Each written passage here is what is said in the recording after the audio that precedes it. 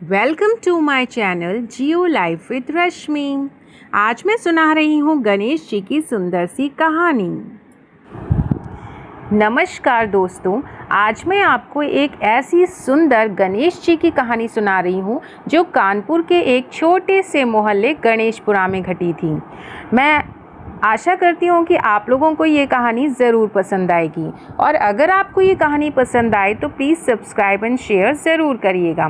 तो आइए शुरू करते हैं गणेश जी के प्यारे से चमत्कार वाली कहानी, जिसका नाम है मोदक वाली गली का चमत्कार। 3 साल पहले की बात है। भादों का महीना चल रहा था। गणेश चतुर्थी आने वाली थी। उसी गली में एक बूढ़ी अम्मा रहती थी। नाम था सावित्री देवी। उनके पास ना तो बेटा था और ना ही बेटी। पति 10 साल पहले ही गुजर चुके थे। गुजारा कैसे होता? अम्मा घर घर जाती और आटा पीसती थीं और कुछ थोड़े बहुत पैसे कमा लेती थीं। अम्मा का एक ही सहारा था और वो था गली के नुक्कड़ पर रखा हुआ मिट्टी के छोटे से गणेश जी। ना कोई मंदिर था और ना ही कोई पुजारी। बस एक तख्त पर सिंदूर लगा हुआ गणेश जी के मंदिर में छोटे से गणेश जी रखे हुए थे और उनके आगे रोज़ एक मिट्टी का दिया। अम्मा हर रोज़ सुबह 4 बजे उठती, नहाती और सबसे पहले गणेश जी को जल चढ़ाती। फिर कहती, बप्पा आज भी किसी तरह दिन निकल जाए। बदले में उन्हें कभी किसी का आधा किलो आटा मिल जाता और कभी थोड़ी सी चाय। लेकिन उस साल उनके साथ कुछ दिक्कत हो गई। बरसात में फिसलकर उनका पैर टूट गया तो डॉक्टर ने उन्हें 2 महीने का आराम बता दिया। अब आटा कौन पीसेगा और घर में एक भी अनाज का दाना नहीं था। अम्मा को बहुत चिंता होने लगी और गणेश चतुर्थी भी सर पर थी। गणेश चतुर्थी से 3 दिन पहले की रात थी। अम्मा चारपाई पर लेटी थीं। भूख से नींद नहीं आ रही थी। बाहर तेज बारिश हो रही थी। तभी दरवाजे पर खट खट की आवाज़ हुई। अम्मा ने सोचा मोहल्ले का कोई बच्चा होगा। लाठी के सहारे दरवाज़ा खोला, लेकिन बाहर कोई भी नहीं था। सिर्फ एक छोटा सा मिट्टी का कुल्हड़ रखा था। उसमें 4 गरम गरम मोदक और एक लोटे में पानी था। अम्मा हैरान रह गईं। इतनी रात है, इतनी बारिश में मोदक कौन दे गया है? उन्होंने ऊपर देखा और भगवान जी को धन्यवाद कहा और मोदक खाकर सो गईं। अगले दिन फिर वही हुआ। सुबह 5 बजे दरवाजे पर कुल्हड़ और 4 मोदक रखे हुए थे। अम्मा ने पड़ोसियों से पूछा, लेकिन किसी ने कोई जवाब नहीं दिया। सब लोग बोले, अम्मा हमको तो खुद खाने को नहीं है, हम कहाँ रखेंगे? तीसरे दिन यानी गणेश चतुर्थी वाले दिन भी यही हुआ, लेकिन इस बार कुल्हड़ के नीचे एक कागज़ भी था। उस पर टेढ़े मेढ़े अक्षरों में लिखा हुआ था, आज शाम आरती में आना, भूखे मत रहना, तेरा बप्पा। अम्मा की आंखें भर आईं। उन्होंने सोचा कोई मुझसे मजाक कर रहा है, पर 3 दिन से पेट तो इसी से भरा था। शाम को बारिश रुक गई। मोहल्ले वाले अपने अपने गणेश जी की स्थापना कर रहे थे। बड़े बड़े पंडाल, डीजे, लाइटें लगाई जा रही थीं और नुक्कड़ पर वहाँ तो सिर्फ अम्मा का छोटे से गणेश जी ही रखे हुए थे। कोई नहीं आया।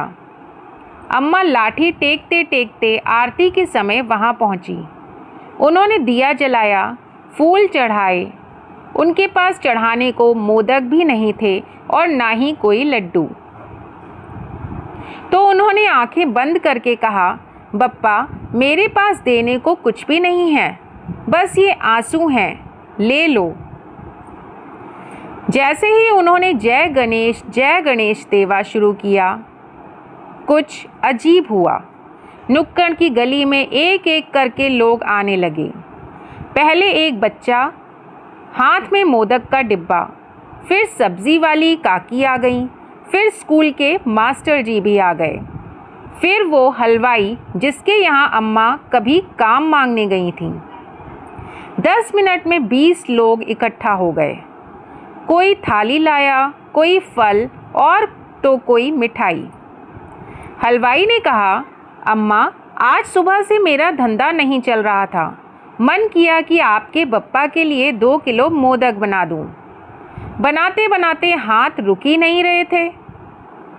सबसे हैरानी की बात तो यह थी कि हर कोई कह रहा था मुझे आज सुबह से अजीब लग रहा था। लगा कि नुक्कड़ वाले गणेश जी के पास जाना है। आरती खत्म हुई। अचानक तेज हवा चली और तख्त पर रखे गणेश जी के ठीक ऊपर छत से एक बूंद पानी नहीं टपका, जबकि पूरी गली में पानी भर गया और तेज बरसात होने लगी। और गणेश जी की सूंड से सब ने अपनी आँखों से देखा, एक बूंद सिंदूर वाला पानी टपक कर अम्मा के पैर पर गिरा। भीड़ में सन्नाटा हो गया। फिर किसी ने कहा, चमत्कार। उसी रात मोहल्ले के 4 नौजवान आए। बोले, अम्मा, कल से आप हमारे घर का आटा पीसोगी, महीने के 3000 रुपये देंगे। और ये देखो, उन्होंने चंदा करके 11,000 रुपये अम्मा के हाथ में भी रख दिए। ये बप्पा का प्रसाद ही था। अब आप अकेली नहीं हो। 2 महीने बाद अम्मा का पैर ठीक हो गया, लेकिन अब उन्हें आटा पीसने की ज़रूरत नहीं थी। क्या हुआ था? उस दिन के बाद से नुक्कड़ वाले गणेश जी की खबर पूरे गणेशपुरा में फैल गई। लोग दूर दूर से आने लगे, कोई नौकरी के लिए तो कोई बीमारी के लिए। अम्मा ने मना किया, मैं पुजारी नहीं हूँ, पर लोग मानते ही नहीं थे। धीरे धीरे चंदे से वहाँ एक छोटा सा छपरा बन गया, एक बेंच लग गई। सबसे बड़ी बात तो ये हुई कि जिसके बाद से अम्मा के दरवाजे पर रोज़ मोदक आया था, वो कभी बंद नहीं हुआ। आज भी गणेश चतुर्थी के 10 दिन तक रात 9 बजे एक अनजान व्यक्ति एक कुल्हड़ में 4 मोदक रख जाता है। सीसीटीवी लगाया, पर कैमरे में सिर्फ धुंध आती थी। जब रिपोर्टर ने अम्मा से पूछा, आपको क्या लगता है ये मोदक कौन रख जाता है? अम्मा हंसकर बोली, बेटा, जब पेट में अन्न नहीं था तब जिसने खिलाया वो ही रखता होगा। नाम पूछकर क्या करना है? श्रद्धा का नाम नहीं होता। आज 3 साल हो गए। वो छोटा सा मिट्टी के गणेश जी अब संगमरमर के हो गए हैं, पर अम्मा आज भी रोज़ सुबह 4 बजे से पहले उसी को जल चढ़ाती हैं और कहती हैं, बप्पा, बस भूखे को खाना देना, बाकी सब मैं संभाल लूँगी। तो दोस्तों, इस कहानी से हमें 3 बातें सीखने को मिलती हैं।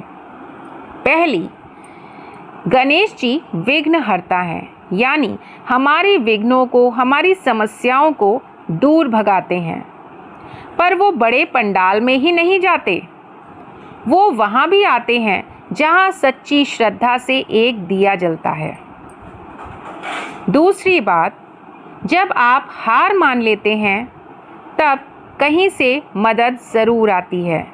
अम्मा ने 3 दिन तक शिकायत नहीं की, बस दिन निकलते जा रहे थे और कहा, दिन निकल भी गया। तीसरी बात ये कि चमत्कार हमेशा आसमान से नहीं होते। कभी कभी चमत्कार पड़ोसी के रूप में आते हैं, हलवाई के रूप में आते हैं, एक कुल्हड़ मोदक के रूप में भी आते हैं। तो सभी मिलकर बोलिए, गणपति बप्पा मोरया। मुझे कमेंट में ज़रूर बताइएगा कि आपको ये स्टोरी कैसी लगी।